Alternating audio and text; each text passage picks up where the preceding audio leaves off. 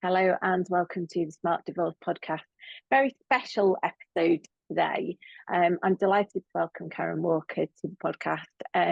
Karin is an expert in non-court dispute resolution and also on working with clients who are either divorcing a narcissist or narcissists themselves. She is so good at this stuff. She's even got a best-selling book in the area. I'm going to let her introduce herself properly in a second. We're going to talk today about some changes in the rules around going to court to arrange your divorce. So first of all, Karin, welcome. Thank you for joining me. Would you introduce yourself properly rather than the garbled version that I've just done? Oh, Tamsin, thank you first of all so much for inviting me to speak on this topic. So I'm a family lawyer, mediator, collaborative practitioner and arbitrator, and I'm based at my firm KGW Family Law in Woking. I was chair of Dispute Resolution Committee from 2014 to 2017, and out-of-court dispute resolution has been something very close to my heart for a very long time. I think that it's incumbent on family law practitioners to encourage people to settle their disputes out of court where possible, and these new rule changes are very much a step in that direction, so very, very welcomed, I think. Excellent. So the changes, I think I understand, came in towards the end of April. So can you explain to us what they are and how we expect them to work? Sure. So the Family Procedure Amendment number 2 rules for 2023 were effective from Monday the 29th of April of this year. And the rules really are trying to focus on the opportunities for resolution away from the court, to strengthen the court's duty to encourage and facilitate non-court-based dispute resolution, really giving more strength and teeth to Part 3 of the Family Procedure Rules, which has been in place for a long time. The judiciary have always had the opportunity to use Part 3 to refer cases out of the court system or to encourage people to look at different options, but actually it's been used very infrequently to date, which in some ways was disappointing, and in other ways I think once people had engaged in the court process, there was some expectation that that's where they would continue. But I think the court system is so overstretched now. There are so many applications in court, and it's a system really that is quite broken now. It can't cope with that sort of volume, and also it can't and shouldn't cope with people who just shouldn't be in that arena, who can resolve their issues in a much more cost efficient, time efficient and family focused way.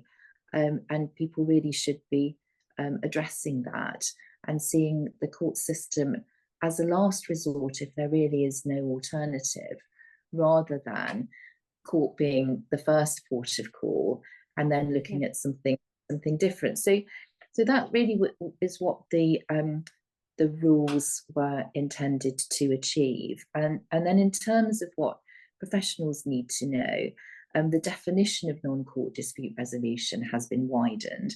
So that's at Procedure Rule 2.31b.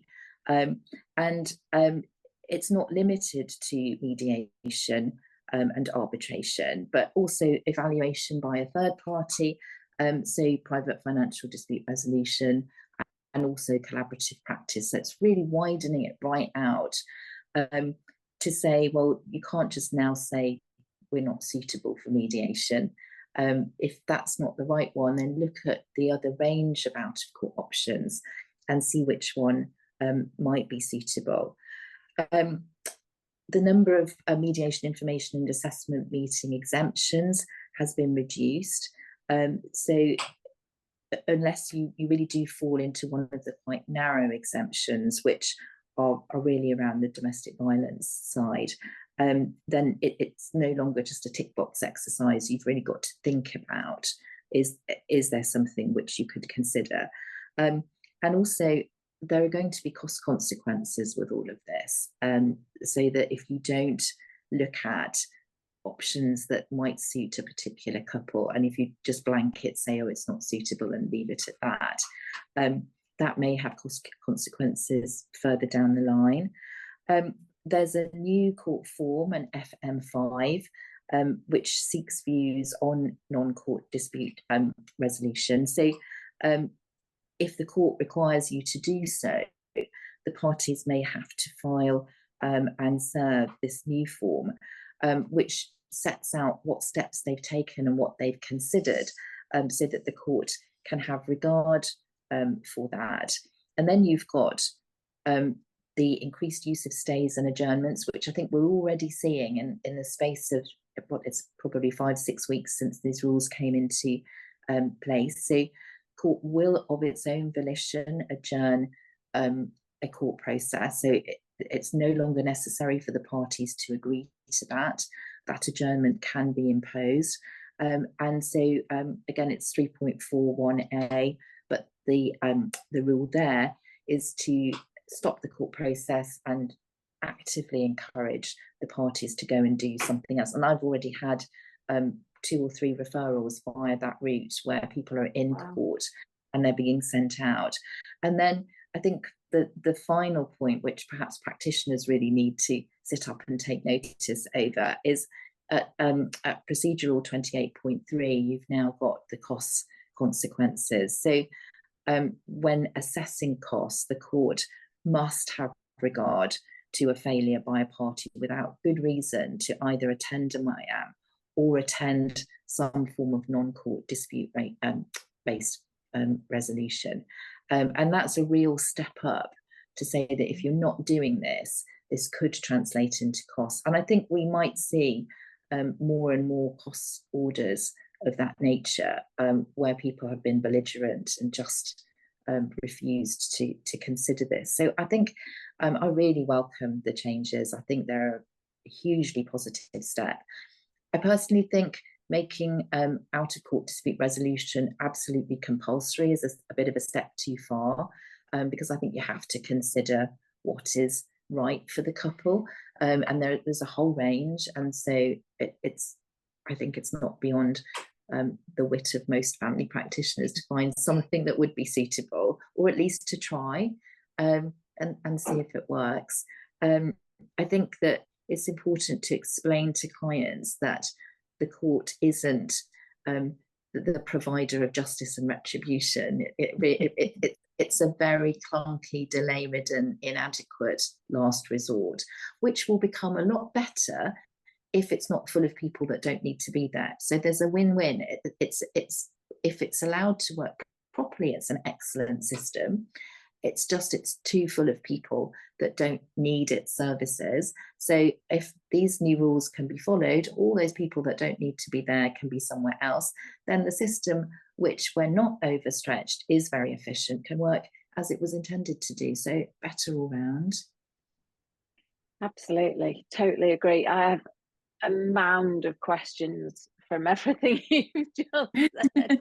So I'm going to take you right back to the beginning and ask if you would very kindly explain about the going to court thing, because I have lots of clients who are very confused between the difference between sending your financial consent order to the court to be sealed and going through the court process to have your divorce. Could you possibly start very basically and just explain that bit to us? Yeah, of course. So I think going right back to basics and the start, the divorce process is 2 sets of proceedings, or 3 if you have child-related issues, that run on parallel lines. So the divorce itself now, no fault divorce, all done online via the government website, just deals with bringing your marriage to an end. So it's pure process. You don't really need a lawyer anymore to fill out all the forms. You pay your court fee, currently £593, and that's it.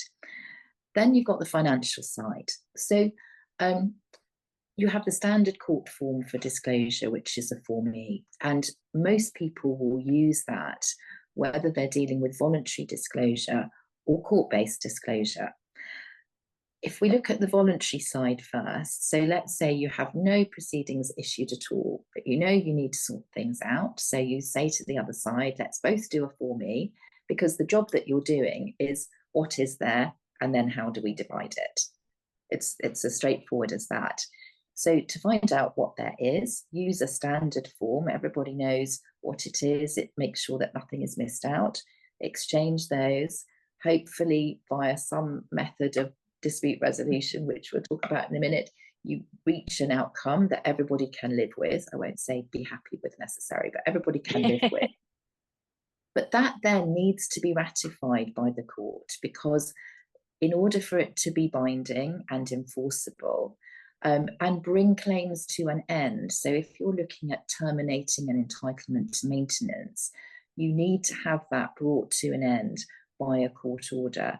And so once you've got to the point of having an agreement, you draft an order by consent, and that's then submitted to the court with a Form D81, which sets out in a very broad basis what the financial circumstances of the couple are.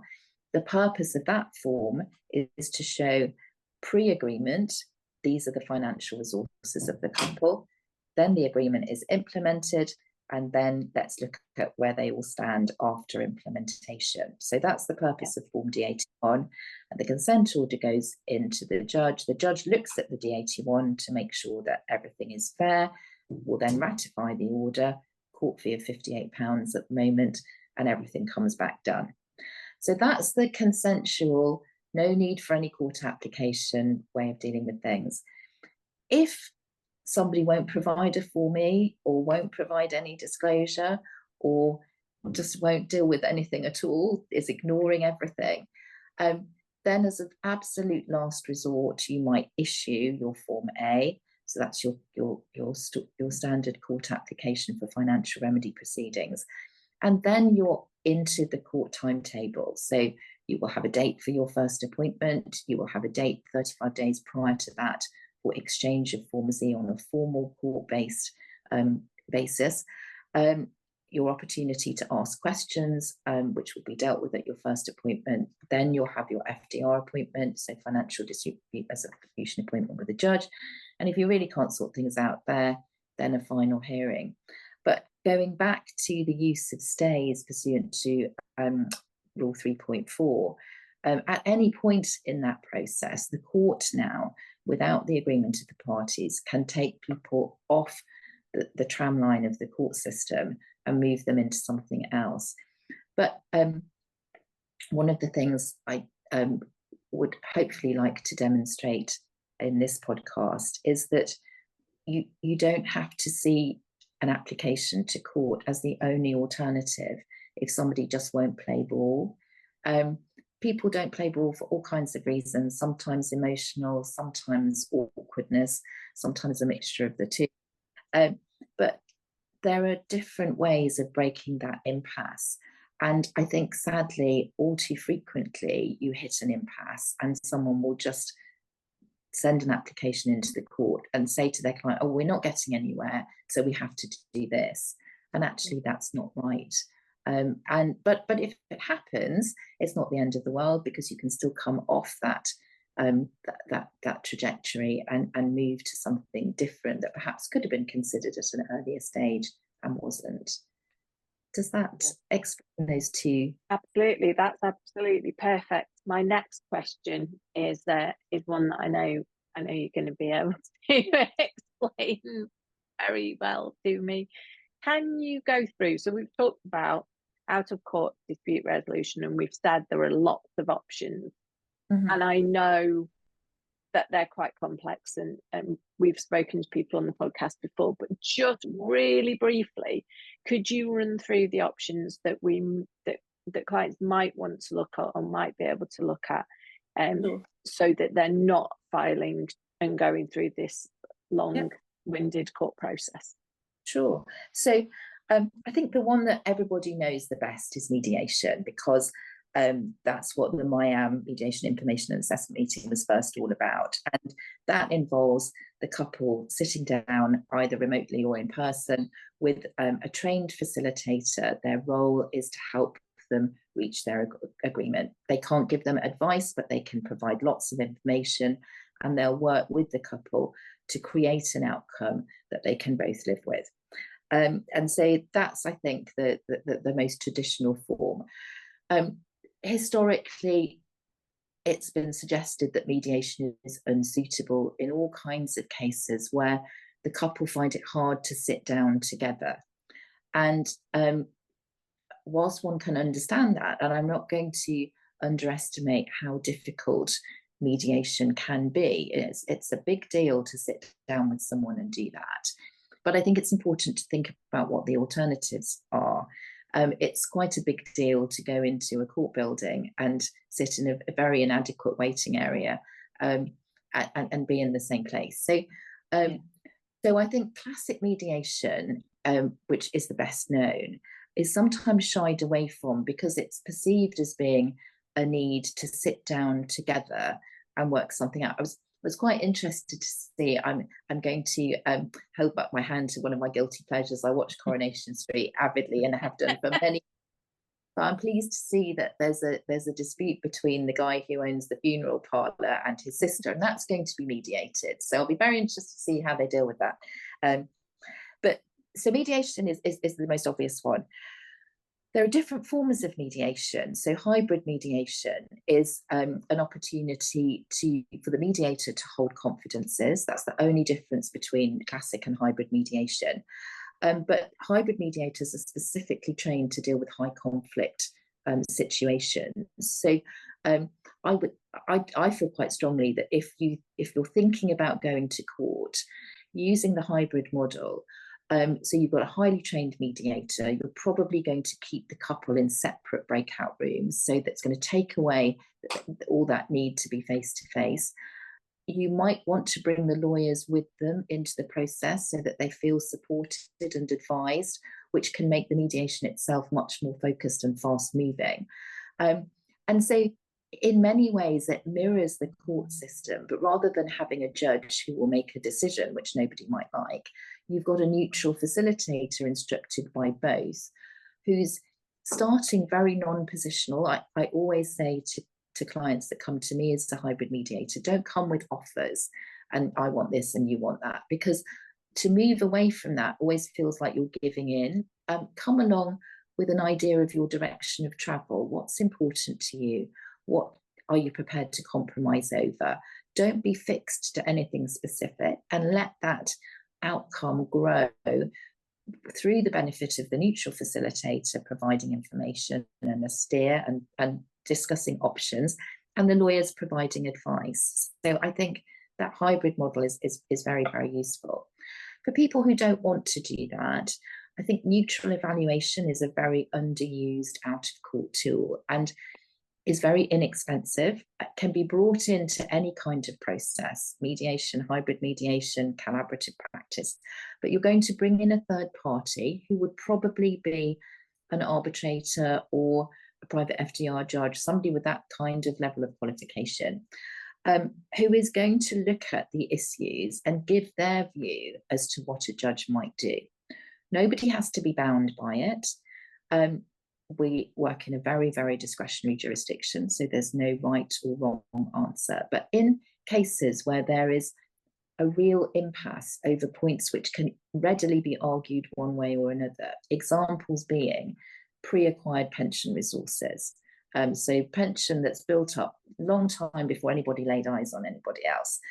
Are they going to be ignored, or are they going to be taken into account? That's a really obvious example when a neutral evaluation could just sort that out. And I think if it's used early on, before everybody gets entrenched and has spent loads of money, it can break that impasse at a very early stage. Inherited wealth is another obvious example. Trust assets. So all the things where they can so easily be argued either way. And before you've got into the realms of everybody taking up positions which they're never going to move away from unless somebody forces them to, bring somebody in at an early stage to talk about it. You're probably looking at £1,500 to £3,000 in cost between the couple, depending on who you use. But money really, really well spent. It's probably the cost of a conference with good counsel, but together, and telling the couple that you've got some arguments for this, you've got some arguments for that, but this is what I think is likely to happen. The private FDR has become very much the trendy form of out-of-court dispute resolution. I think that's slightly down to lawyers because it's what we know and we're used to. So it just mirrors the court system. For me, I think that the private FDR works very, very well for some people, but the private FDR judge is going to give an indication. So they're not going to work towards an outcome. They're just going to give a view. And you may or may not accept that. Personally, I slightly prefer hybrid mediation over the private FDR because it's not so positional and because the mediator can really roll their sleeves up and try and help and look at all sorts of different alternatives, not just one indication, but depends on the couple. And then finally, you've got arbitration. If you need a decision, people thought initially that it was expensive. I think in the very early days of arbitration, the sort of 2012, it was billed as being for the rich and famous because it was private. And it's actually not. It works very, very well for the what I'd call the 99%ers, the normal people who are in the obvious usual income bracket. And although you have to pay the arbitrator, that cost pales into insignificance for the reduction in overall legal costs of a full-blown out court situation, not least because it can be resolved in about 2 to 3 months as opposed to 18 months. And you're going to have someone who has read the papers, and also arbitrators want repeat work, so they're going to be very keen to be seen as diligent and fair.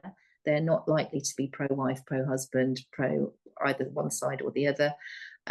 And they don't want the solicitors who've instructed them to go away thinking, well, they didn't read all of that, or they swayed towards, they want to be as fair and diligent as possible. So not that I'm saying judges aren't, but arbitrators just have more time. You have your hearing on a date that you want in a nice environment with coffee and sandwiches and proper facilities. So, what's not to like, really? Those are the principal forms of out of court. And then, of course, the collaborative practice, which has slightly fallen away. I think because of this idea that if it doesn't work, you have to instruct some new solicitors, puts people off. But you can arbitrate without instructing new solicitors. And then you've got the Certainty Project, which I was very involved in, which is the fusion of mediation and arbitration. So mediate first. If that doesn't work, your arbitrator who's appointed at the outset will make a decision for you. And then there's Assent, which is the fusion of the private FDR and arbitration, which is a very new way of dealing with things, which Zoe Bloom put together in the first instance, but is out there and hopefully will be well received. So that's a quick canter through. Wow. A lot to take in, but thank you for that, because it was very clear and covered kind of a lot of different options that are available to people. And I think aside from thinking about the monetary cost of going to court against some of these other options, you've got to also think of the emotional cost of the delays of the court process. As you said, you could be looking at 18 months, whereas actually if you use one of these non-court options, you could be done and dusted in a matter of months. And that as an emotional cost can be absolutely huge on couples, can't it? I mean, the expectation is that out-of-court dispute resolution will slot into the 20-week period between the issue of an application and pronouncement of conditional order. So it should package up really neatly. I think also when you talk, Tamsin, about emotional cost, it's really important not to forget the impact on the family, particularly the children. And if they know mum and dad are engaged in court proceedings for many, many, many months. I think it's important to say to couples, what memories do they want their children to have of their childhood? Do they want it to be, okay, mum and dad separated, but they worked together positively to sort this out, and it was done quite quickly, and then we all got on with our lives? Or do they want to have the memory of constant toing and froing of correspondence and a number of court hearings and everybody getting very stressed ahead of them, and it hanging over the family like a dark cloud for more than a year, which is an inevitability. And I think the impact upon children is very, very real, and sometimes something that their parents forget about. So I think that's quite important. You wanted me to look, Tamsin, at what to do if one of the couple won't play ball with these out of court options. I do, because this is common. This is, this is the situation I'm dealing with every day, and I'm sure you're dealing with every day. Where one person is happy to give disclosure, or one person is happy to consider mediation, or one of the other options that's out there, and the other party is absolutely determined that either they're going to do nothing, as you mentioned before, or they want their day in court, and they want a judge to decide, and that's the be all and end all. And I just think that leaves the other person who's happy to engage and try and work things through in a really almost impossible situation. And I think the new rules give opportunities to encourage the person who wants their day in court to look at something different. Yeah. If you've got somebody who is not, let's say, narcissistic on the other side, appealing to their sense of specialness and saying, these are very innovative new ways of dealing with things. This is what every educated, sensible person would do, like you. So why don't you engage in something like that? Can appeal to that sense of specialness that they have. So it's not out of the question to nudge them in that direction. But there are people, unfortunately, who just will do nothing, and be as awkward and difficult as possible. But I think that the increased use of stays from the court, so that the opportunity for the judiciary to say, no, enough, we're not going down this road, you are going to try something else. I think also from the cost perspective, and the new FM5 form, if you want to mediate or you want to arbitrate, I know this can sometimes be a hard sell to the client who's keen to do it, but to say to them, offer to pay the other person's costs, offer to pay for the arbitrator in full, offer to pay for the mediator in full. Because if they still say no, what on earth is the reason for not doing? And if you then go into court, you have the obligation now to provide correspondence dealing with out of court options, and you have to respond to an invitation to engage in non-court dispute resolution in a considered and timely fashion. So if you offer, first of all, let's mediate, they come back and say no, and then what they might say, I can't afford it, or I'm not going to pay for the court's free, I'm not going to pay for an arbitrator. You go back and say, okay, we'll pay. So now what's the problem? Although it feels a bit unfair, why should one person be paying for that? But actually, point one, life's not fair, and point two, the costs that you're going to incur are going to far outweigh paying for the arbitrator in the fullness of time if you go down the court route. So why not put the other person under pressure and also have the possibility of getting a costs order, because you've been the one that's been super sensible, because you're taking away all the reasons to say no. If you're dealing with somebody difficult, always let them pick the arbitrator.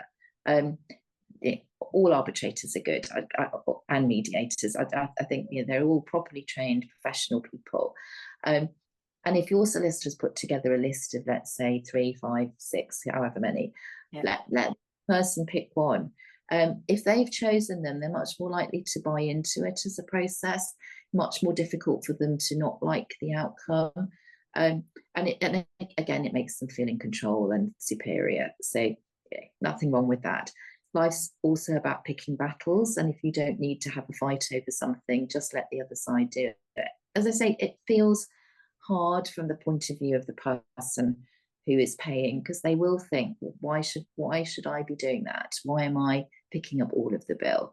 But actually, in the long run, it will be less expensive. And it does enable you in this new world of the new rules to say, look, I'm the sensible one. I'm the one who's offering all of these opportunities, and they are the people who are saying no. And if that then has an impact on time or outcome or overall cost, so that you can say, let's say you get to the end of a final hearing, if you end up with no choice, with a huge bill, and you can say, I offered to pay for the arbitrator 10 months ago, and the cost could have been, oh, this was my cost estimate for doing that, and they would have been the costs if we'd stopped there. So I think it's a really powerful tool, and I would commend practitioners not to be afraid to say to clients, pick up the bill in the early stage, if that's the only way you're going to get the other person into that arena, because it will be cheaper in the long run. Yeah, no, that makes a lot of sense. I guess that the thought in my head on that one is that quite often the one who's willing to be open to all these other things actually is the one who doesn't have access to finances, or not access to very much in terms of finances. And like, where do they go? Well, I either get a loan. You can make an application for a LSPO, so legal services payment order. Some of the providers of that will lend if you're out of court, when they won't lend if you're in court. So it's I've had an experience with Level for lending where it's arbitration, and so that's always an option if there's no other route. But fees have to be paid from somewhere. So and so relatives are often a reasonable port of call, or a bank loan or an interest-free credit card. But that feeling of I can't pay this. But the trouble is, what are your options if you're in the court process? You either self-represent, which a lot of people do, hence why the courts are so log-jammed with litigants in person as well. Or you have to find the money for something which is a much more lengthy, overall much more expensive process. So there's no difference really, and I think sadly things come at a price. Holidays come at a price, cars come at a price, and legal services come at a price too. And it's about evaluating what you want to achieve. So I do get it that people just don't have resources, but the sort of costs that are involved are not insurmountable. And I think certainly my experience has been that the cost of an arbitration overall is less than half the cost of a significantly less than half, and time-wise probably a quarter of the time. So it really does make a big difference. And so if you can't mediate, and let's say if you can't afford the cost of an arbitration, which is probably the biggest front-end cost, then look at mediating. Say that you'll pay for 2 or 3 sessions and see how it goes, or say that you'll pay for a neutral evaluator to give you a view, and then hopefully everybody will listen to that. And of course, you can't make people listen. You've got some narcissistic people who will let you spend all sorts of money doing all sorts of things, and not buy into it. But of course, there, strategically, you might want to run the court process alongside, so that time is running, and do something else alongside it. And again, Rule 3.4 very much favours that, with the court's opportunity to adjourn out to something else. So that might be the best way of mixing the two, so that if you really can't sort it, via an out-of-court method, you've got your backstop court date as an absolute last resort. And I think that also can work quite well. That sounds very good advice. Very good advice. We're coming to the end of our time together. Is there anything that I've not asked you that you feel we should have covered? No, I don't think so, Tamsin. I think that